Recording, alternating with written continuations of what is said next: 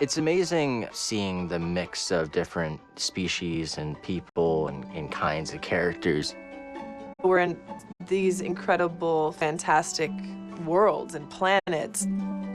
Because this franchise is so large and so huge and so tremendous, there are many stories that have yet to be told. Take 9, Mark. Set a course for Bogano. When you're working inside of the motion capture volume, you have cameras on the ceilings, on the sides, and on your face. And they're capturing every single bit of your biomechanics. We can literally run and chase each other and jump and take swings at each other. So it's the closest to playing in my backyard at 8 years old of any job I've ever had. Action. Please welcome Cameron Monaghan to the stage. I'm Cameron Monaghan. I play Cal Kestis in Star Wars Jedi Fallen Order. Cal was a young Jedi Padawan during Order 66 when all of his kind were murdered. He escaped and managed to hide out on the scrap planet of Bracca. He became a scrap worker and someone in hiding and someone kind of paranoid and fighting for his life.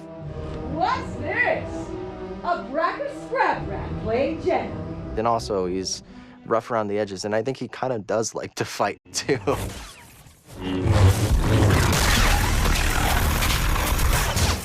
I'm gonna need to get through here.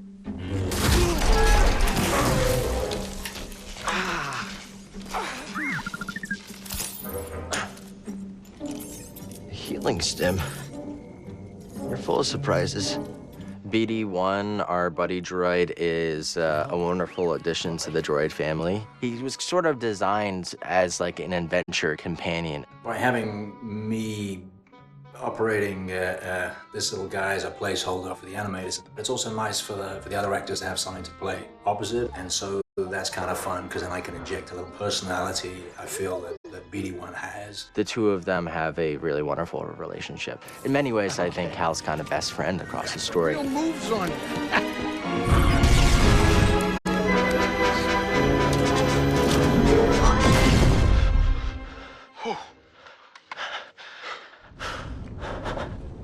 Okay, shut that thing off and grab some seat.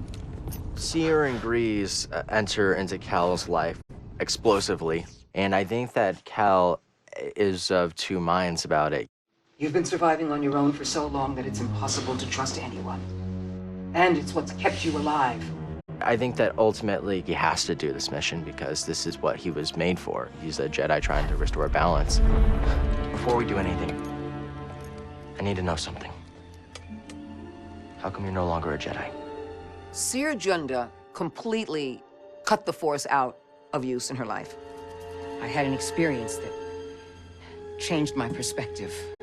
And she decided that she would not use the Force because using it might pose a threat to not only her, but to others, which it already did to a certain extent. Yeah, the Mantis is my ship, but you better pay attention to this lady here. Grease Dritus is not, let's say, the most affable Latiron. He's had some hardship in life. He doesn't trust people too much. What is that? Get off my sofa! I hope you found something better out there than this droid. Oh, calm down, Grease. He's got something he's running from, and it puts our hero in a very precarious position. Let's see what he's got. Damn it, Grease. But, by the way, a nice guy. Heart of gold. This place seems abandoned, but...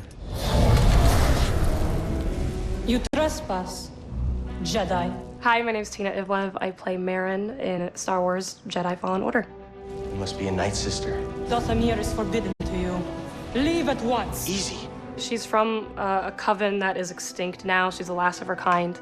She can raise the dead pretty much whenever she wants. Cal and Marin come from a similar background of loss. They both experienced watching those that they care about die. She's spent her entire life growing up believing that the Jedi are responsible for killing her sisters. They will have their revenge. Marin has a wall up in a similar way that Cal does at the start of the story. It takes him proving himself over and over and over and over again for her to realize, like, okay, maybe this guy is telling the truth.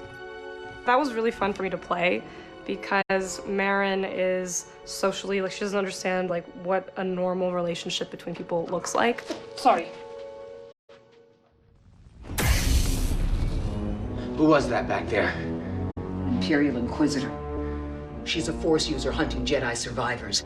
My name is Elizabeth Grujon, and I play the second sister. She was training to be a Jedi, and her master ended up betraying her not only by leaving her behind, but then also by giving up her location to the Empire.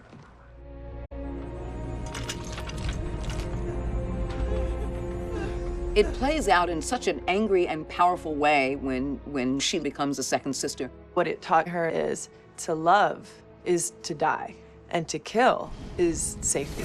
She was tortured to the point in which psychologically and emotionally the damage had been done.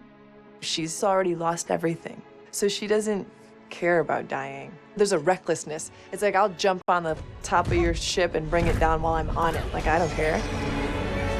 I'm doing a dialect as the character, which just came to me very naturally. Who's your master? Padawan? Someone I killed, perhaps. She really enjoys hurting and wounding, so I wanted to hear that pleasure in her voice.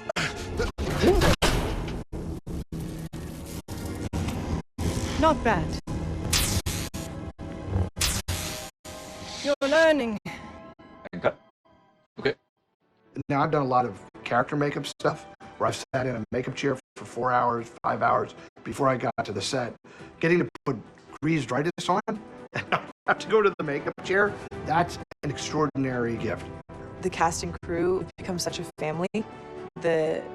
We do warm-ups together before every rehearsal. We have breakfast and lunch together every day, so it feels like, hey, like, these are my people. I hope that people walk away with a really wonderful sense of these characters, of the adventure and story that they've been along for the journey with. You know, the story is about learning to trust and trusting in the Force and what that means. It's about coming together for a mutual purpose and to trust in the fact that ultimately, if you do the work, then maybe, just maybe, the tide will change.